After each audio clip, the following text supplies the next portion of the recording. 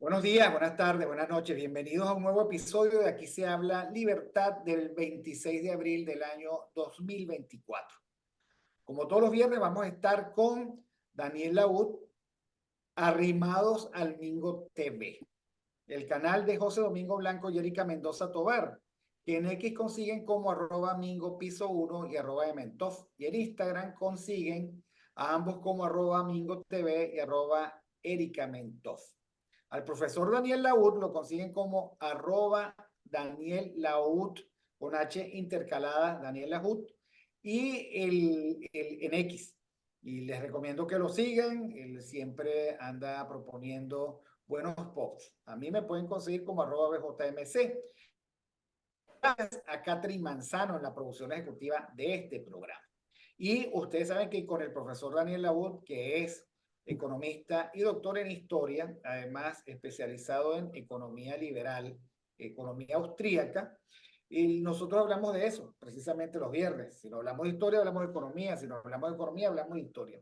Pero yo voy a aprovechar unas declaraciones muy recientes del día de ayer que dio en Radio Rumbos el embajador Edmundo González Urrutia. Ustedes saben que el embajador González Urrutia es el candidato designado por unanimidad por la Plataforma Unitaria, una de las versiones de las oposiciones venezolanas. Muy bien, él acaba de decir que él no está de acuerdo con la privatización de PDVSA. Y también dijo que no está de acuerdo con la privatización de la educación. Y esto nos da pie a nosotros para discutir el fondo del asunto. El fondo del asunto no es si él está de acuerdo o no. El fondo del asunto es si es viable un país como la Venezuela de hoy, manteniendo por razones ideológicas su capitalismo de Estado. ¿Qué sentido tiene eso y qué sostenibilidad tiene eso? Bueno, bienvenido, profesor Laud. Soy todo oídos. Hola, buenos días, buenas tardes, buenas noches, Víctor. Y buenos días, buenas tardes, buenas noches a los oyentes también, los que están oyendo este programa en vivo o en diferido, ¿no? Sí. Pero bueno, fíjate que hay dos cositas muy importantes, ¿no? La primera es que creo que la gente como que no tiene idea de las proporciones, ¿no? Porque eh, son dos cosas muy distintas, ¿no? Pero las dos tienen mucho que ver con el mismo tema, ¿no? Yo voy a comenzar por la educación, ¿no? O sea, en, en- en lo que Chávez llamaba la Cuarta República, que a mí no me gusta ese término en lo más absoluto, ¿ok? Porque aquí no hubo nunca una Tercera República, ¿ok? Este, y bueno, y por supuesto, eso significa que la quinta no existe, ¿ok? Este, lo- la, la democracia montó un parapeto inmenso que se llama Ministerio de Educación, ¿ok? Que es un edificio que estaba lleno de burócratas, ¿ok? Y de burócratas que no daban clase, ¿ok? En países en los cuales la educación ¿cómo se llama? Es una de las responsabilidades del Estado, ¿ok? Que es el caso de Noruega, de Suecia, ¿ok? Este, la educación es privada, ¿ok? Y el Ministerio de Educación no es tan grande como el Ministerio de Educación venezolano, ¿ok? O sea, su Ministerio de Educación es por supuesto, un ministerio, ¿ok? Con unas cuantas oficinas, ¿ok? Pero no tiene un edificio inmenso lleno de gente que trabaja y que no sabemos qué es lo que hace, ¿no? Y bueno, efectivamente, esas sociedades cobran mucho impuesto, ¿ok? Y le dan a los padres, ¿ok? Una suerte de vouchers, ¿ok? Y con esos vouchers, estos padres van a los colegios privados, ¿ok? Y escogen su colegio privado, ¿ok? Este, y bueno, y la educación es totalmente privada, ¿ok? Eh, Eso es garantía de que la educación que le dan a los muchachos es de mucha mejor calidad, ¿ok? Aquí en Venezuela pasa algo parecido, ¿no? Pasa algo parecido en el sentido de que hay una educación privada y hay una educación pública, ¿no? Lo que pasa es que la educación pública no funciona como la educación de Noruega o de Suecia, ¿ok? La educación pública es una educación mala, ¿ok? Muy mal pagada, ¿ok? Los profesores de los colegios públicos no van a trabajar, ¿ok? Y bueno, esa, entre otras razones, ¿ok? Es el por qué estos profesores, algunos de ellos, ¿ok? Han montado colegios privados, ¿ok? De eso, este profesor que es abogado, ¿ok? Eh, que, eh, que está muy preocupado por este tema, ¿ok? Nos reseña que, por ejemplo, en Profesor Petare, Canova, es el el profesor profesor Canova. que hay, profesores que han montado en su casa, ¿okay? Una suerte de algo así parecido a unas tareas dirigidas, en las cuales ellos educan a un grupo pequeño de muchachos y cobran por eso, porque ellos cobran de esa manera y ganan de esa manera un poco más de la miseria que paga el Ministerio de Educación venezolano. ¿Okay? Hay gente que cree que si el Ministerio de Educación les pagara bien, la educación sería mejor. ¿Okay? Yo creo que sería ínfimamente mejor, ¿okay? En el sentido de que los muchachos recibirían, en lugar de 1 o 2 días a la semana, de repente los 5 días, ¿no? ¿Okay? Es así. Pero lo que es cierto, ¿okay? Es que en los barrios populares, ¿okay? También hay la figura de Fe y Alegría, ¿okay? Que es una iniciativa que montaron los jesuitas, ¿okay? Y que les dan muy buena educación a los muchachos. De hecho, muchos muchachos de esas escuelas populares, ¿okay? Que son privadas también, ¿okay? Ellas recibían una suerte de subsidio del gobierno que el gobierno no les da, ¿okay? Y bueno, ahí hay una suerte de estudio de la situación social de la familia y al padre le dicen, mire, usted tiene que pagar algo, ¿no? ¿Okay? Porque el jesuita le enseñan, ¿okay? Que una de las cosas que él tiene que enseñarle a su feligresía es que la feligresía tiene que sentir la responsabilidad de que ellos pagan por el servicio, ¿no? ¿Okay? Así sea una cosa que no cubra el costo del servicio, que ellos pagan algo, ¿okay? Para que Claro. el individuo sienta en cierta medida la pertenencia de la institución a su familia, ¿no? Y bueno, y de hecho, mm, hay gente que le dice a estos trabajadores sociales, mire, yo gano tanto, yo podría pagar tanto, ¿no? Hay gente que incluso ofrece su trabajo para Fe y Alegría, ¿no? Que dice, mire, yo podría dar clases aquí, ¿no? O yo podría limpiar los baños, ¿no? Y entonces, de esa manera paga la educación de los hijos, ¿ok? Entonces, eso es educación privada, ¿ok? Hay educación privada más costosa, ¿no? ¿Okay? Hay colegios privados para la clase muy alta, ¿okay? Que son bastante costosos, ¿okay? Y bueno, y, y, y ojo con esto, ¿no? ¿Okay? Yo, y bueno, y los que somos profesores recibimos alumnos fundamentalmente de esas escuelas privadas y los alumnos que vienen de esas escuelas privadas tampoco están bien preparados. ¿Okay? O sea, cuesta mucho que ese muchacho se adapte a la universidad. ¿Okay? A veces ocurre que el muchacho lo raspan varias veces en las materias álgidas como cálculo, etcétera, etcétera, porque el muchacho tiene muy mala base del bachillerato. ¿Okay? Entonces, no nos podemos ni imaginar, ¿okay? Lo que pasa en el sector público de la educación. ¿Okay? Entonces, bueno, eso de decir Sí. que a él no le gusta Que privatizar. además, profesor, yo me temo que allí, digamos, probablemente su experiencia y su capacidad de cálculo económico podría decirme si estoy en lo cierto o no, que la educación pública es más costosa, es más mala, pero Es muy, lo que podríamos decir, el presupuesto per cápita por alumno, el presupuesto por alumno es seguramente infinitamente superior al presupuesto por alumno que requiere un colegio privado de buena calidad, sin ser los colegios de alta gama, que es para el sector muy, pero muy, muy de clase alta, ¿no? Yo me refiero, por ejemplo, seguramente el presupuesto por alumno de un colegio público es superior al presupuesto por alumno del Colegio San Ignacio. Estoy seguro. No, Porque es claro. que ahí todo se da en burocracia.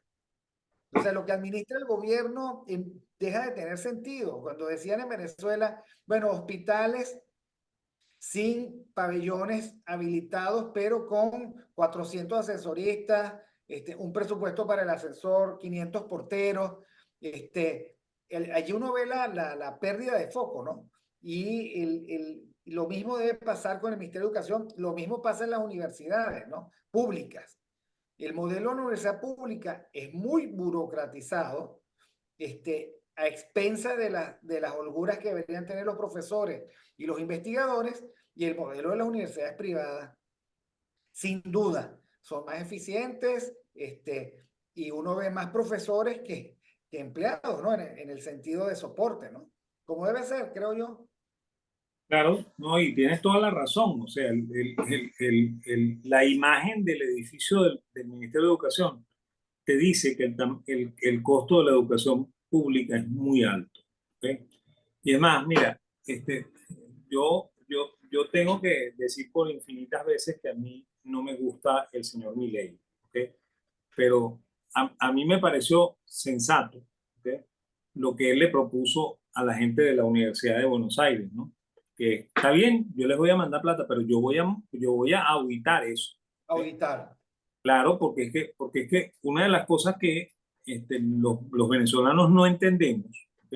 Y que tampoco entienden los argentinos, porque los argentinos se parecen mucho a los venezolanos, es que la educación no es gratuita. ¿Ok? La educación es muy costosa. ¿Ok? Por eso es que los alumnos, ¿ok? Y los padres de los alumnos tienen una visión equivocada de la realidad educativa. A mí me duele mucho, ¿no? Es más, en la clase de ayer, ¿ok? A mí me pasó una cosa curiosa en el salón donde doy mercado financiero, porque yo estaba hablando de la teoría del ciclo económico, ¿no? Y cómo el ciclo económico termina afectando a los mercados financieros, ¿no? Y entonces, claro, yo comenté lo perverso que es el impuesto, ¿ok? Y dije que era preferible que el impuesto lo bajaran y que bajaran el gasto público, que eso probablemente generaba más crecimiento. Entonces salió un chico a ripostar, ¿ok? Porque él dice que en países como Noruega y como Suecia, la educación es gratuita, ¿ok? Entonces yo le digo a él, no, mira, vale, en países como Suecia y Noruega, los impuestos son altísimos, ¿no? La gente paga más del 50% de su ingreso, ¿no? Claro. Y bueno, claro, eso no te da capacidad de ahorro, ¿ok? Y además de eso, bueno, el gobierno sí se encarga de la educación, ¿no? Pero la educación no es gratuita, ¿ok? Ahí la Sí, educación es a ver, privada. ¿Ok? digamos, beneficio de explicación, no, digamos, el profesor Laud lo dice absolutamente claro, pero yo quiero todavía reafirmar su expresión. No hay nada que no cueste, y no No, hay es que nada no. que no nos cueste socialmente. Y por eso es que los gobiernos sabios tienen que priorizar y tienen que limitar su área de acción, porque todo cuesta. Lo decía la escuela de Chicago, ¿no? Milton Que no es Friedman. almuerzo gratis, Friedman, ¿no? No es Sí. almuerzo gratis. Entonces, eso de que las universidades públicas son gratis, eso no es verdad. Le cuesta al país un botal de dinero que tiene ese dinero invertido en la universidad, un costo de oportunidad. Se lo doy a la universidad, no se lo doy a los niños. De hecho, hubo por mucho tiempo una discusión sana. ¿Dónde poner los recursos de la educación? En Venezuela se llegó a poner más dinero en las universidades que en primaria, preescolar, primaria y bachillerato. Eso tampoco conviene. Hay una discusión de Estado. Y cuando digo Estado no es de gobierno, es del país. ¿Dónde ponemos los recursos que siempre son escasos? Y cómo nosotros hacemos optimizamos la escasez. Entonces, el profesor Laud está colocando el acento efectivamente donde debe ir. ¿Cómo hacemos con la educación? Porque el Estado venezolano es tan pobre que no puede con eso, porque la educación cuesta. Y no estamos tampoco como para sacrificar una, dos o tres generaciones que no solo es que no van a poder llegar a la universidad, es que no van a tener ninguna destreza para un trabajo productivo. Eso es criminal. Eso de 2 días de escuela a la semana, cuando mucho, y quién sabe en qué condiciones, eso es criminal. Y entonces, claro, bien bueno que el profesor lo haya puesto así y empezar por la educación, que sabio es, porque es que analizando esto, es que no tiene ningún sentido decir, no, es que yo voy a meterle plata a PDVSA. En un país donde nosotros no podemos en este momento financiar el costo de la educación pública y no queremos discutir por razones ideológicas la transferencia de la educación pública a un modelo de educación privada en donde el Estado no es que se va a desentender, sino que va a buscar mecanismos más eficientes e idóneos. Claro, ¿no? Y tú tienes toda la razón, pues, o sea, el- es imposible darle educación gratuita a nadie. ¿Ok? Y de hecho, fíjate, una de las cosas que también tú tocaste y hay que enfatizar también, por ejemplo, en Suecia y en Noruega, igual que en el Japón, ¿ok? Que son quizá países donde la educación es excelsa, ¿ok? Hay dos cosas que nosotros no tenemos, ¿ok? La primera es que el presupuesto está volcado hacia el preescolar, porque el preescolar es es el punto más importante, ¿no? Porque en el preescolar tú logras hacer la empatía del niño con el colegio, ¿okay? Con la escuela, ¿okay? Y además de eso es donde forman las destrezas con las que ese muchacho probablemente puede llegar a la universidad, ¿no? Y si no llega a la universidad, probablemente va a ser un excelente técnico, ¿okay? Y vamos a sacar de él el mayor provecho para la sociedad. Entonces, el preescolar es lo más importante. Y en Venezuela la cosa está invertida, ¿no? O sea, el preescolar es el que tiene el menor presupuesto y el que tiene el mayor presupuesto es de educación superior, cosa que no tiene ningún Que es sentido. insólito porque arriba no llega lo que tú no has cultivado abajo. Claro, Y dice el profesor Laud, sobre todo después de la pandemia, wow, las dificultades que tienen las universidades para nivelar a los estudiantes. Antes ya existía, ya cuando yo fui miembro del Consejo de Escuela de Ciencias Sociales, profesor, parte de la gran preocupación es que no era fácil. Los primeros años eran trágicos, y casi que sangrientos desde el punto de vista de las notas, porque llegaba la gente muy desnivelada y tampoco a ver, el, el, el objetivo de la universidad no es raspar a nadie, es graduar a la gente de la mejor manera, no de cualquier manera, de la el mejor objetivo, manera. el objetivo de cualquier profesor es ese. ¿Ok? Exacto. Por ejemplo, mi hijo está ahorita comenzando el propedéutico de la Universidad Católica. Y mi hijo es de la generación de esta pandemia que lo obligó tal vez a ver un año, año y medio, digamos, en condiciones de muy baja eficiencia, de que los chamos estaban en lo que estaban, la pandemia, el país, el internet, etcétera, ¿no? Yo también di clase en la universidad en ese tiempo y la verdad es que los muchachos entraban y salían, entraban y salían, entraban y salían, porque es que la señal no les daba. Yo daba clase en la Monte Ávila en ese momento, ¿no? Entonces, bueno, cada uno hizo lo que pudo. Pero me llama la atención el propedéutico de la Católica, que me parece que está muy bien montado. Yo estoy muy contento de que mi hijo esté haciéndolo, la verdad. Yo le dije a mi hijo, mira, esto es bueno para ti independientemente del resultado. Eso fue lo que le dije a Miguelito. Bueno, pero les están dando, imagínense, matemática y química, por lo menos yo me imagino que son varios lapsos. En este lapso es matemática y química y una materia que no recuerdo ahorita el nombre, pero es algo así como que habilidades de lenguaje o algo así. Bueno, para que lleguen a la universidad con un mínimo, ¿ok? Para poder, digamos, hacer la carrera bonita, sin esos traumas de que me rasparon, ¿no? Ahora, insisto, no puedes tener arriba lo que no organizas bien abajo. Y en ese sentido, el tema de dónde se coloca el dinero del dinero público para fomentar la educación y para garantizar ciudadanos bien formados es crucial y no se despacha definitivamente con, yo no estoy de acuerdo con la privatización de la educación, que yo no sé quién lo ha planteado, por cierto.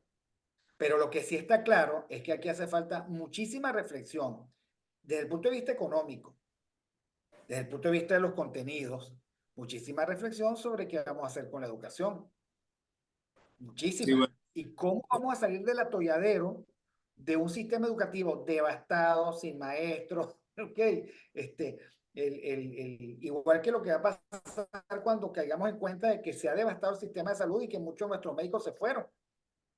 Y que además, a ver, existe la posibilidad de estudiar en la Universidad Central Medicina, sí, pero sales en 15 años, casi, porque se tiene, no se tiene, que hay clase, que no hay clase. O sea, hay que repensar la cosa, hay que repensar la cosa. claro, ¿no? Y fíjate, el segundo punto, ¿ok? Que yo iba a comentar, que es la otra diferencia, es el salario del trabajador de la educación. ¿Ok? El, eh, un profesor, no estoy hablando de un profesor de universidad, un profesor de bachillerato, profesor de primaria, un profesor, bueno, de lo que nosotros llamamos bachillerato, ¿no? Porque eso no se llama bachillerato. Un profesor de la educación secundaria, un profesor de primaria, un profesor del preescolar, ¿ok? Es un hombre que está muy bien pagado, ¿ok? Para que ese hombre no esté buscando alternativas adicionales, ¿no? Aquí durante mucho tiempo, y estamos hablando de la época de la Cuarta República, ¿okay? Muchos trabajadores que eran educadores, ¿okay? Redondeaban su sueldo trabajando de taxistas. ¿Okay?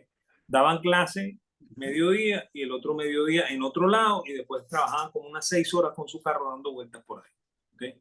Por supuesto, arriesgándose a que los asaltaran, que pasara cualquier cosa. Ahora, ese profesor, nadie, ¿okay? Se le puede pasar por la cabeza, ¿okay? Que él esté en la mañana siguiente con el ánimo de empezar una clase con los muchachos del primer turno, ¿no? Y cuando llega el segundo turno está muerto, ¿okay?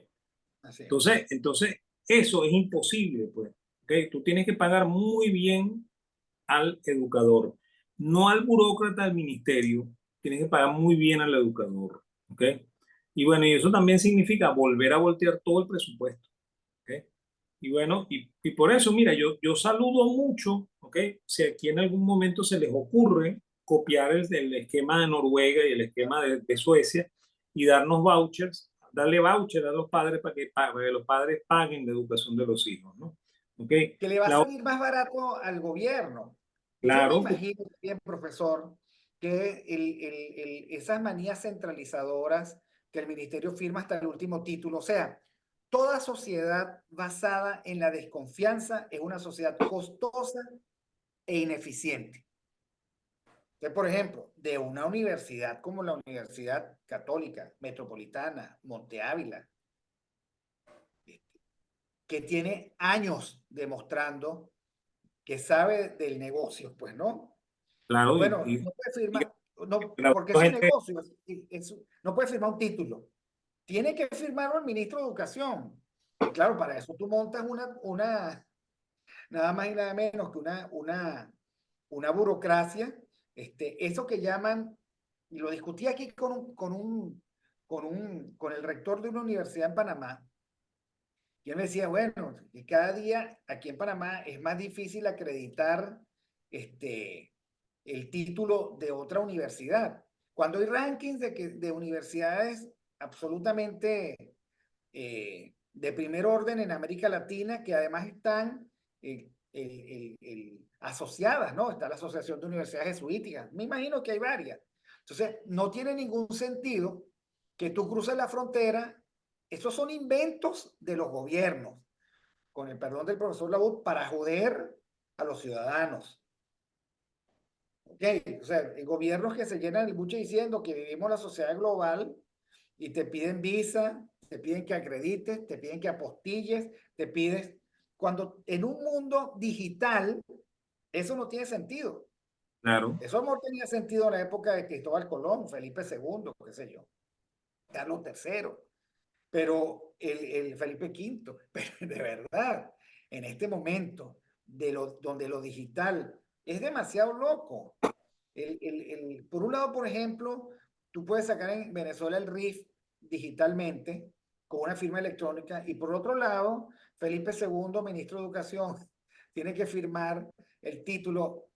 Todo eso, todo eso hay que revisarlo y hay que revisarlo fundado en la sociedad de la confianza. Ahora, cuando una persona, me estoy refiriendo en este caso al embajador González Urrutia, dice, yo no estoy de acuerdo con una privatización de PDVSA, estás repitiendo lo que terminó malogrando a la República Civil, estás repitiendo lo que terminó malogrando a la República Civil, en el sentido de que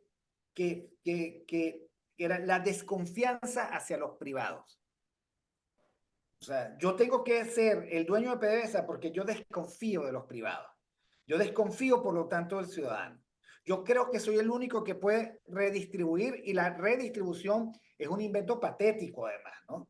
Absolutamente patético. Eso de yo tener la cualidad redistribuidora. Bueno, aquí tenemos redistribuyendo la miseria, redistribuyendo la servidumbre, redistribuyendo la pobreza, redistribuyendo todo lo que no debería existir, es lo que nosotros redistribuimos.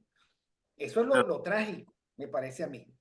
claro. Y fíjate, y hay un tercer elemento, ¿no? Y el tercer elemento es la familia. ¿Ok? Porque fíjate, el reclamo de este joven en la clase de ayer se quejó, ¿ok? Es que él dice que la educación tiene que ser gratuita, ¿no? Y yo me acuerdo mucho que cuando los muchachos míos estaban chiquitos, ¿ok? Y ya no están chiquitos, o sea, el menor tiene 30 y pico, ¿ok?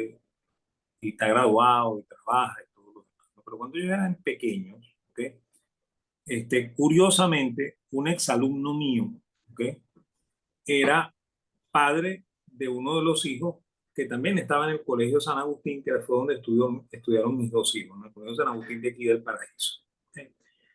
Y bueno, nos convocaron a la sociedad de padres, ¿ok?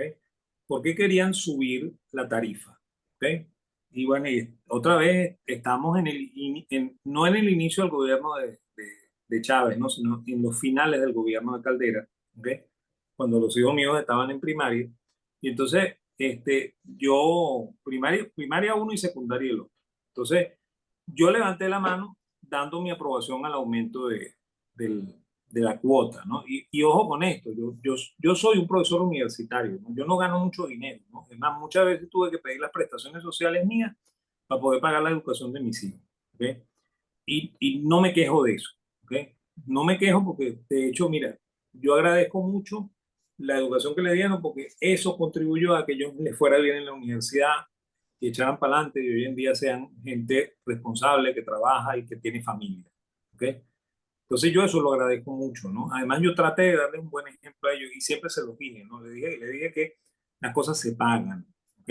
Y bueno, y este muchacho que fue alumno mío me estaba reclamando que por qué yo apruebo el aumento de la tarifa del colegio, ¿no? Eso no debe ser así, eso debería ser gratis. Entonces yo le digo a él, mira, o sea, tú estudiaste en la católica y yo te di clases en la católica, ¿verdad? A ti te salió gratis tu carrera, chamo. Eso se lo dije yo a él, ¿ok? Y con lo que tú pagabas, ¿ok? Pagaban mi sueldo, ¿ok? Y pagaban el sueldo de los profesores que te daban a ti. Entonces, bueno, tú tienes que pensar que es la educación de tus hijos, ¿ok? Y que a ti te conviene que tus hijos estén bien educados, ¿ok? Y para que tus hijos estén bien educados, los profesores tienen que ser bien pagados, ¿ok? Por eso es que yo levanto la mano, ¿ve? Y tú deberías levantar la mano también, pues, y no quejarte, no levantar la mano para decir yo estoy en contra. ¿Ve? No, claro. Profe, también hay que decir que usted, con amplísima experiencia en análisis de empresas y en eso de las bolsas, ¿no? De las bolsas de valores. Cuando eso, si alguna vez ocurre, estas escuelas y colegios, por lo general muy bien administradas, y nosotros no tenemos nada en contra del lucro, todo lo contrario, tal vez serán como las empresas en la bolsa que tendrán que abrir sus cuentas, ¿no?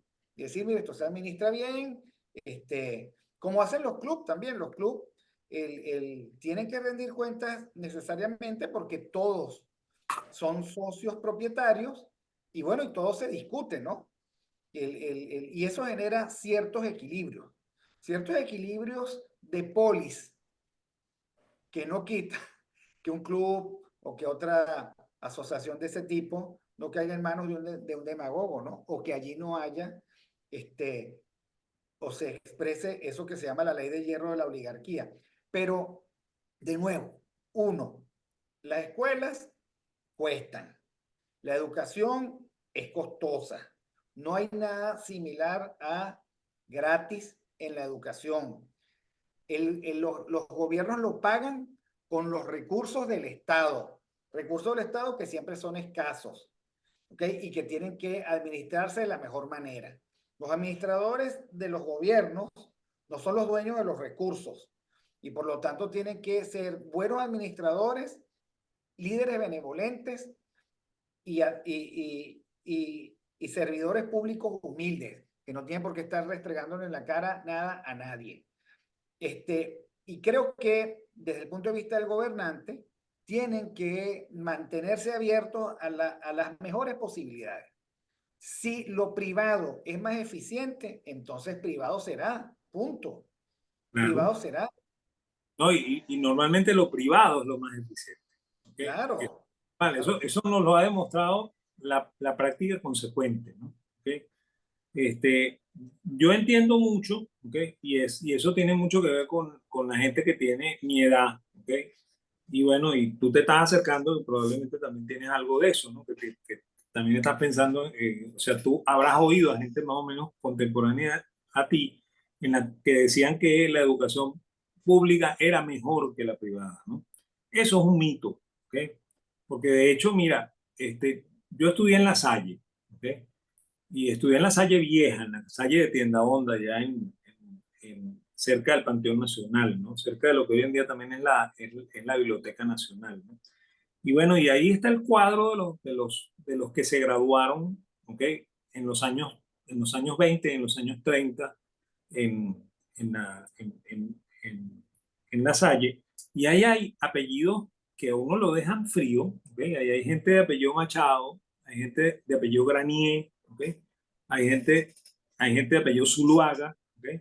Que han sido gente que ha administrado empresas, ¿ok? Y que tuvieron una buena graduación en la universidad, hicieron carrera universitaria y tienen el suficiente prestigio como para decir que lo que les enseñaron en ese colegio valió la pena. ¿Okay? Igual que en su momento la educación pública lo tuvo. ¿Okay? Yo no voy a negar que en la época en la cual eso existía, que más o menos pudiera ser el gobierno, los finales del gobierno de Gómez, López, Medina, incluso hasta los inicios de la democracia, ¿okay?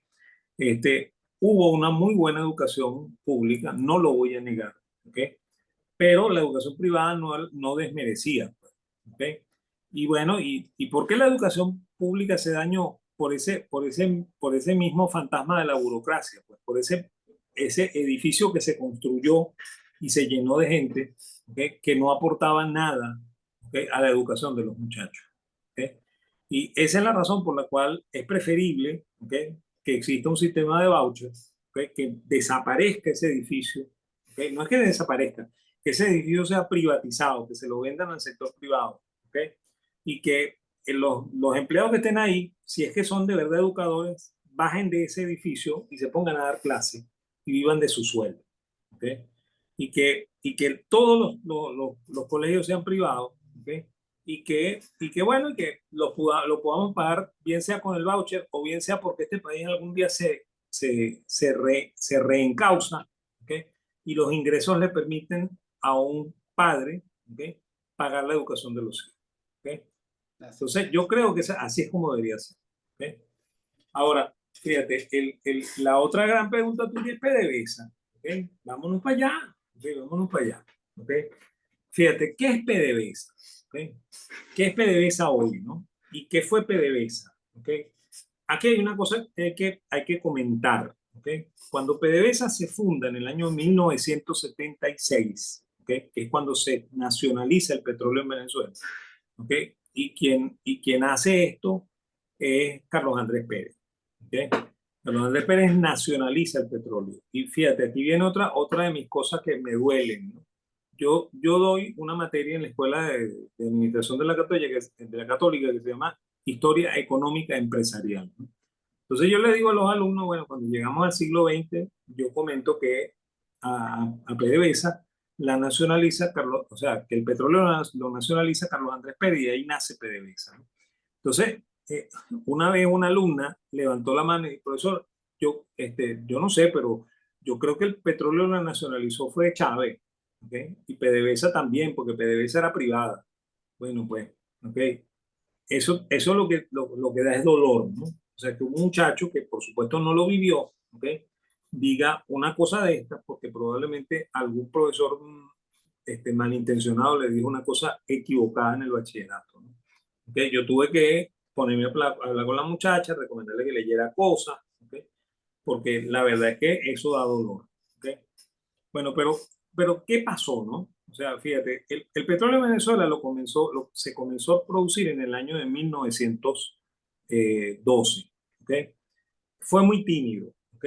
Y hay una historia que nunca se cuenta, ¿no? Que es que las transnacionales, ¿ok?, a- habían constituido pozos petroleros en México. ¿Ok? Y en México, en esos años, se dio la famosa Revolución Mexicana.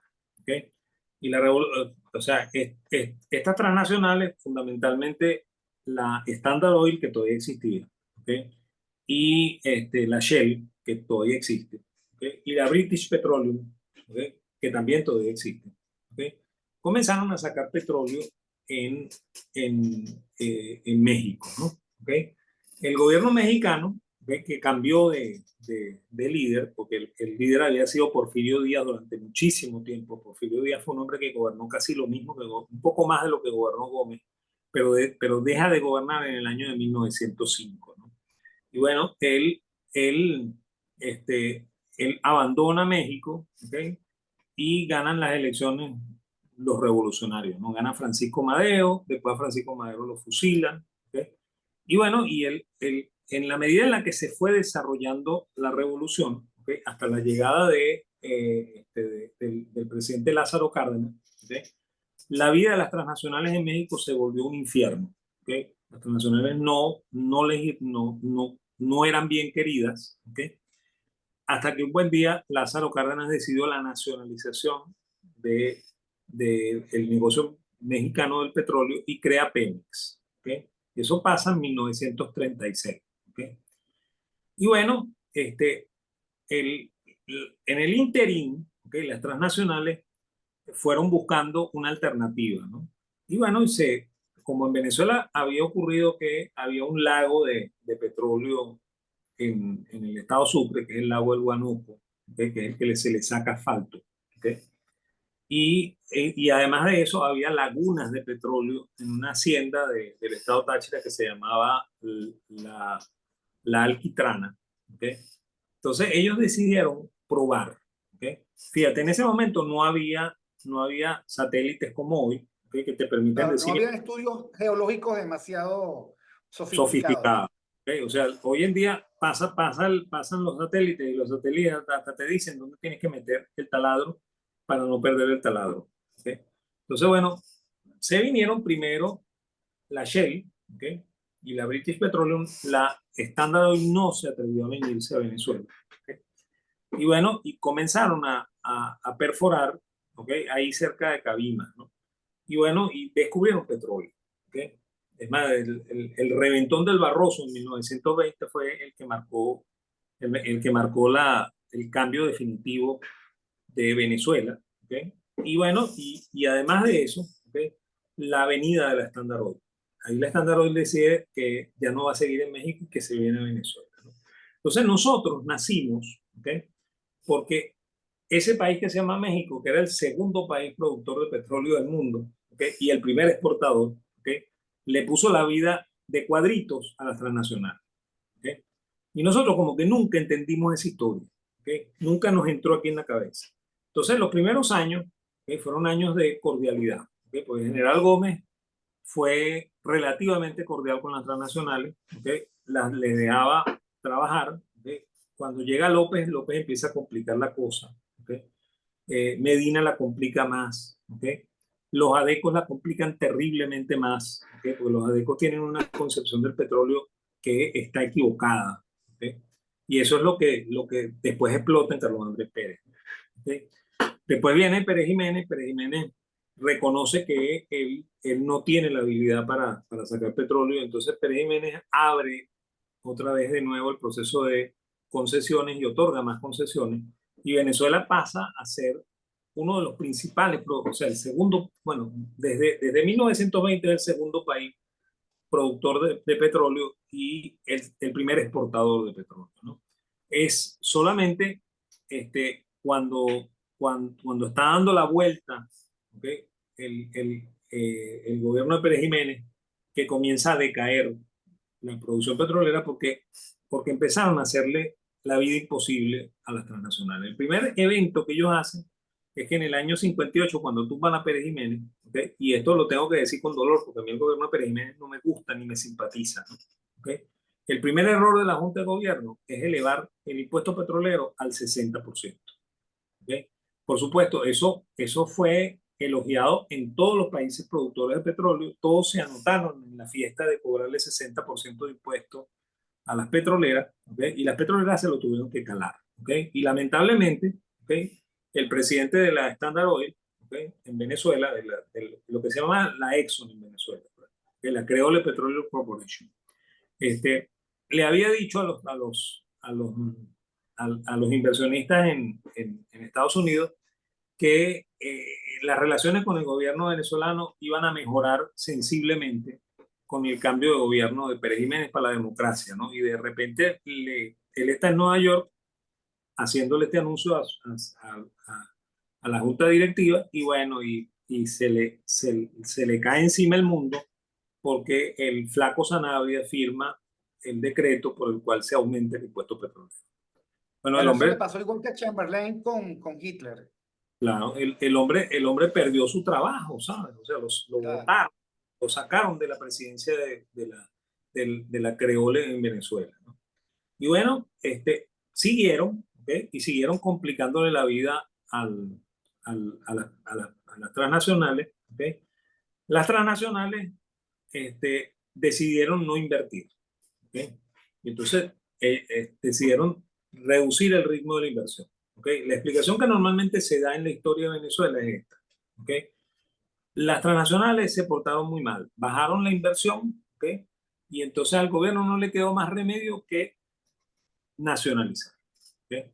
Ahora, vamos a razonar esto como personas de cerebro, ¿okay? Y no con el corazón patriótico, ¿okay? Porque el corazón a veces dice cosas que el cerebro no entiende, ¿okay? Si yo soy una transnacional, ¿okay? A mí me están haciendo la vida de cuadritos, ¿okay? Yo no voy a ser tan estúpido como para meter más real en un pozo petrolero venezolano, ¿okay? Porque yo sé que me lo van a quitar, ¿okay? Entonces no es que las petroleras son malas, ¿okay? Es que nosotros fuimos los que nos portamos mal, ¿okay? Y eso hay que entenderlo, ¿okay? Bueno, por supuesto, aceleraron el proceso de la nacionalización. La nacionalización se iba a hacer en el 83. Carlos Andrés Pérez apresuró la cosa y la hizo en el 76. ¿Okay? Y así es como nace PDVSA. ¿Okay? Y PDVSA nace, ¿okay? De una manera muy curiosa, ¿no? PDVSA es una holding. ¿Okay? O sea, es una empresa que se convierte en la dueña de las empresas que dejaron funcionando las transnacionales. ¿Okay? La Creole se convierte en lo que después se le llamó la Goven, ¿okay? la Shell se convierte en lo que se llama Maravín, ¿ok? Y bueno, toda una serie de empresas, entre ellas la CBP, ¿ok? Que era una creación de los ADECO, ¿ok? Se convierte en lo que se llama Llanoven, ¿ok? Hoy en día nadie se acuerda de eso, ¿ok? Nadie, eso ya no existe, Claro. ya no existe. Entonces fíjate, ¿qué fue lo que pasó? ¿Ok?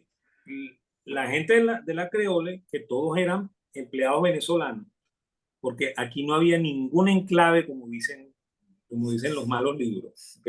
O sea, aquí el petróleo venezolano era extraído por venezolanos, ¿ok?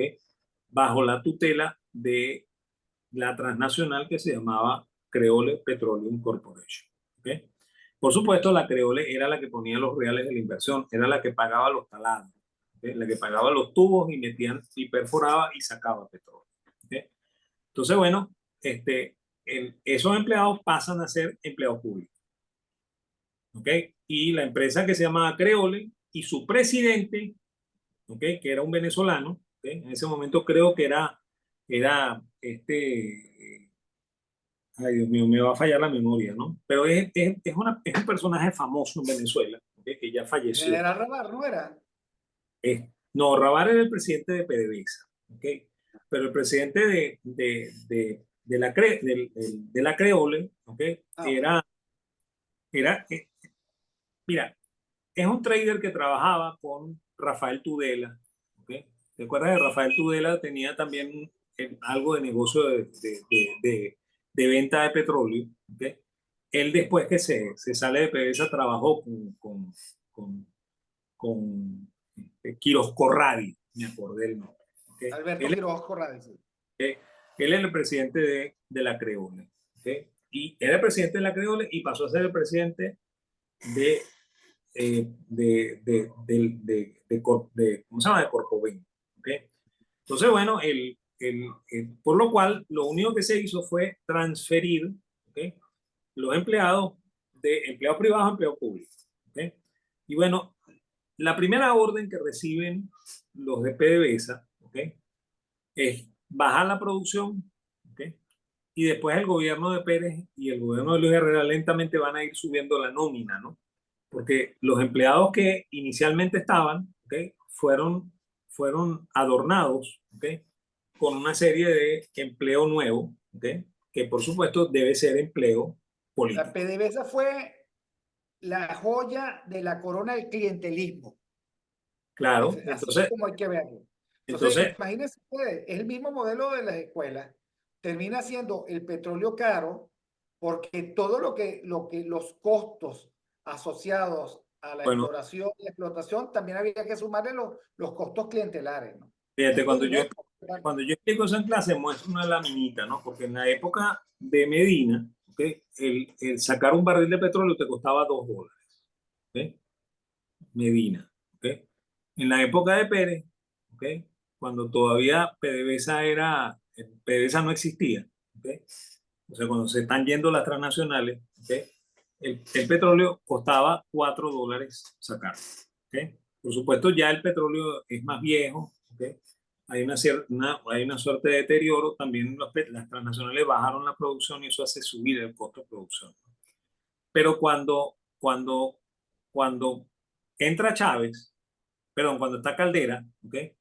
El precio del petróleo, el costo del petróleo en Venezuela anda por $6. ¿Okay? O sea, lo que a mí me costó 40 años, ¿okay? Duplicar, ¿okay? En menos de 20 ya lo estaba duplicando otra vez. ¿Okay?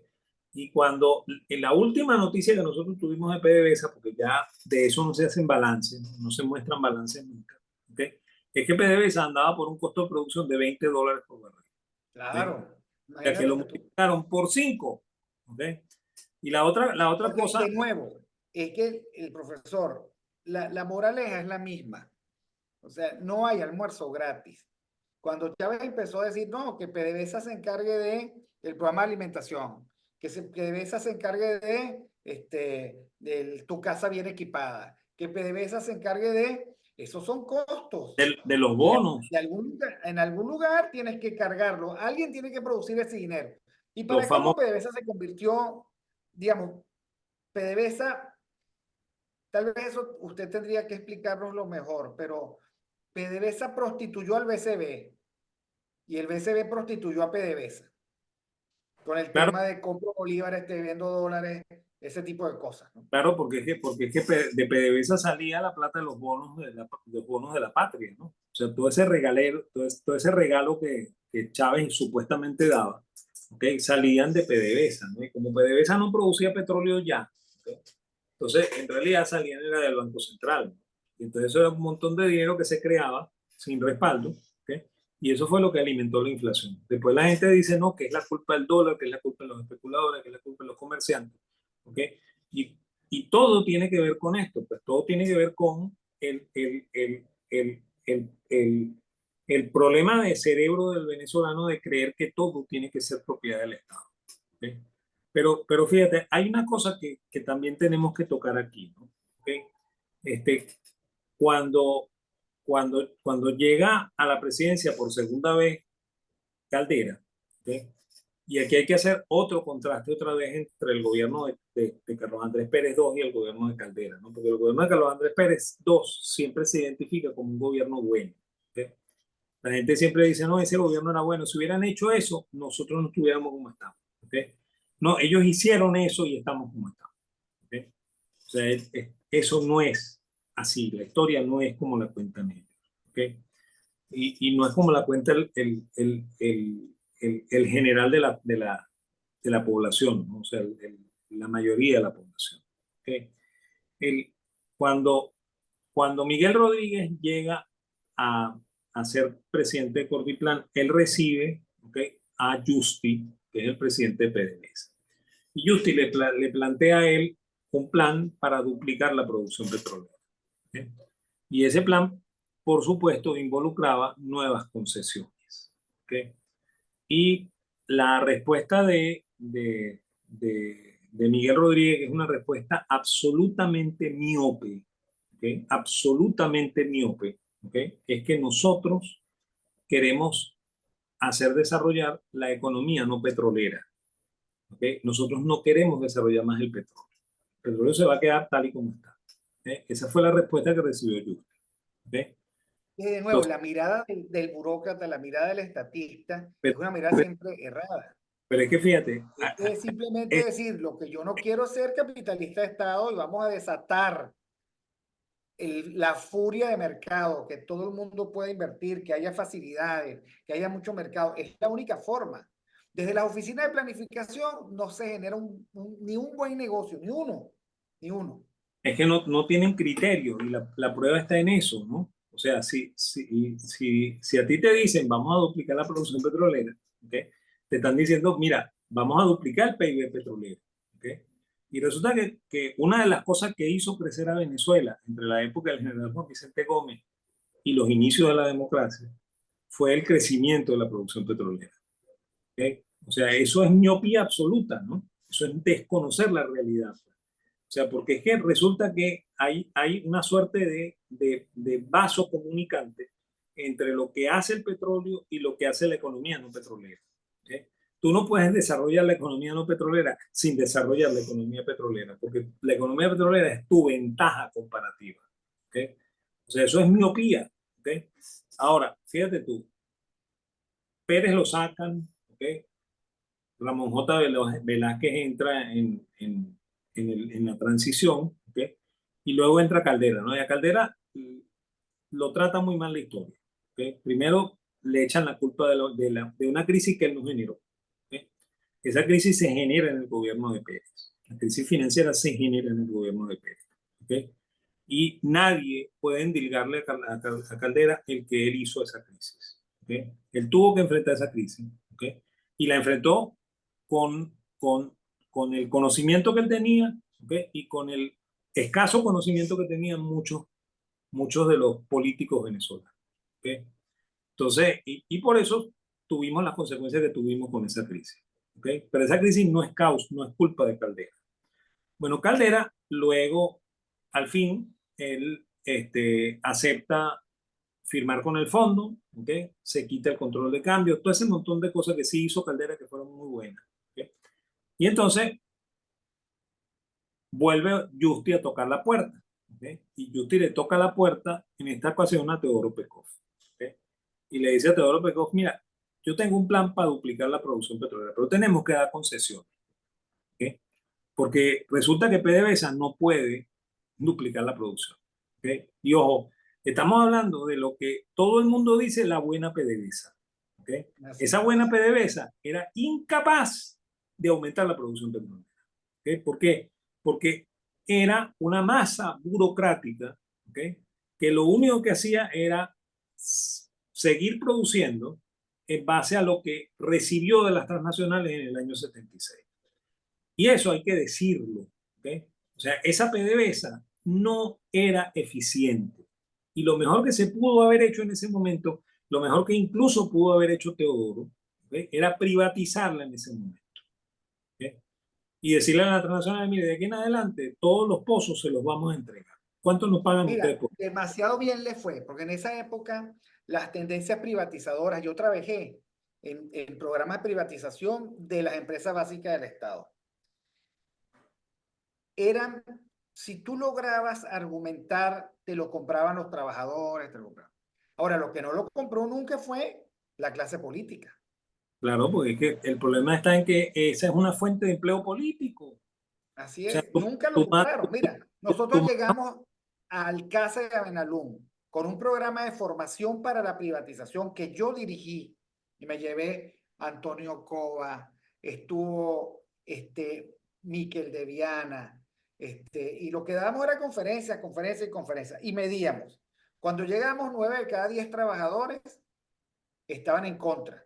Y cuando salimos, meses después, 8 de cada 10 trabajadores estaban a favor y decían, ¿cuándo vamos a privatizar? Porque además le habíamos metido concepción de Estado, concepción política. ¿Qué pasó? Que esas tendencias privatizadoras iban más rápido que la capacidad del Estado socialista venezolano de hacer lo propio. Y se complica. Bueno, imagínese usted lo que significa un activo en manos del Estado. No puede volverlo a privatizar porque la ley esta y la ley otra no permite. O sea, como un activo, me refiero, por ejemplo, a todos los bienes, por ejemplo, que el Estado tomó por la crisis bancaria. No lo podían vender porque tenían que recuperar lo que habían dado. Y sucede que sobre un lápiz tú no puedes pretender, digamos, el liquidar un bosque, ¿no? Allí, digamos, muchísimos problemas porque el Estado socialista venezolano no entiende, simplemente se resiste ideológicamente y este señor, el embajador, tampoco entiende. O sea, esta pelea la dimos cuando María Corina sacó Venezuela Tierra de Gracia y tuvimos que hablar con su gente del programa de gobierno, el profesor Laud y yo. También la vamos a dar ahorita. O sea, la verdad, o sea, Venezuela no puede ser un país hámster, o sea, un país de un ratoncito de eso corriendo la rueda, pero sin moverse. Claro. Tenemos problemas importantísimos que resolver y que no se van a resolver desde el Estado socialista, desde la presunción socialista, desde la prepotencia socialista. No se van a resolver. Imagínate tú que, habiendo dado la discusión 2 años, hoy de nuevo estemos dudando de si algún día tenemos nosotros la suerte de estar en una transición política seria, si vamos o no vamos a privatizar PDVSA. Imagínate tú. No, es que ahí no debería haber duda. ¿Okay? No debería haber en lo más absoluto duda, ¿no? Porque es que, mira, solamente el mirar hacia atrás, ¿no? Como hacía el caballo de nuestro escudo, ¿no? Y pensar que cuando muere el general Juan Vicente Gómez, el Estado venezolano era pequeño, ¿okay? No cobraba impuestos, ¿okay? Y las transnacionales eran las dueñas del negocio petrolero, ¿okay? Y extraían petróleo y nos hacían ricos extrayendo petróleo, pagaban sus impuestos que tenían que pagar, pagaban sus regalías que tenían que pagar, ¿okay? Y nos hacían ricos a nosotros los venezolanos, ¿okay? Y además de eso, eso era posible en un ambiente de moneda fuerte, ¿okay? Donde el Banco Central no hacía política monetaria, ¿okay? Entonces, oye, solamente con echar la mirada hacia atrás, como el caballo del escudo, que lo voltearon para que nos mirara para atrás, ¿okay? Nosotros podríamos darnos cuenta de que nos hemos equivocado, pues. O sea, que todo lo que hemos hecho desde López Contreras, ¿okay? hasta Maduro, ¿okay? Es una sarta de errores uno tras otro, ¿okay? Y una sarta de errores en las cuales lo único que hemos hecho es hacer crecer al Estado, ¿okay? Y hacer que cada día cada venezolano sea más pobre, ¿okay? Ese, ese, Bueno, es el, ese es el dolor con, de esta con historia. ese pensamiento y con esa frase del profesor Laúd, damos por concluido este programa porque ya se nos fue el tiempo. Bueno, gracias a todos por estar pendientes de este programa, por comentarlo, y gracias por suscribirse al canal, gracias por darle like y gracias, profesor Laúd, por esta reflexión de todos los viernes. Y saludos a todos. Saludos, profesor. Saludos a ustedes también y gracias.